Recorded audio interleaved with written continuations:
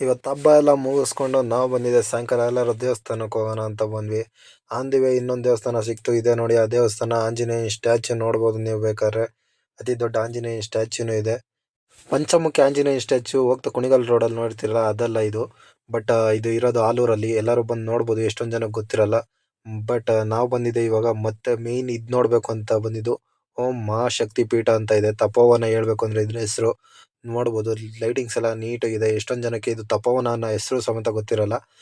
ಹುಲಿ ಮತ್ತು ಸಿಂಹದ ಬಾಯಲ್ಲಿ ಹೋಗೋದು ಮತ್ತು ಹಸಿನ ಬಾಯಲ್ಲಿ ಆಚೆ ಬರೋದು ಅಂತ ಹೇಳ್ತಾರೆ. But it is a great divine. ನೋಡ್ಬೋದು ಒಳಗಡೆ ಎಲ್ಲ ಮಸ್ತ್ ಇದೆ.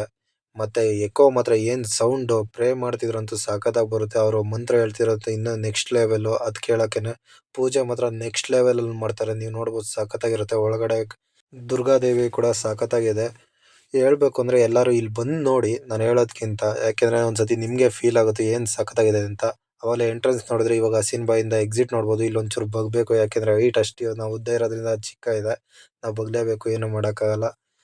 ನೋಡಿ ಲೈಟಿಂಗ್ಸು, ಹಸುನು ನೋಡ್ಬೋದು ನೀವು ಸಖತ್ತಾಗೆ. ಒಂದ್ಸತಿ ಬಂದು ಇಲ್ಲಿ ಫೀಲ್ ಮಾಡಿ ಅಂತ ಹೇಳ್ತೀನಿ. ಯಾಕೆಂದರೆ ಸಖತ್ತಾಗಿದೆ. ಪೂಜೆ ಮಾತ್ರ ಸೌಂಡ್ ಮಾತ್ರ ಅದ್ರ ನೆಕ್ಸ್ಟ್ ಲೆವೆಲ್ ಮಾತ್ರ ಎಕೋ ಬರ್ತಾ ಇದ್ರೆ.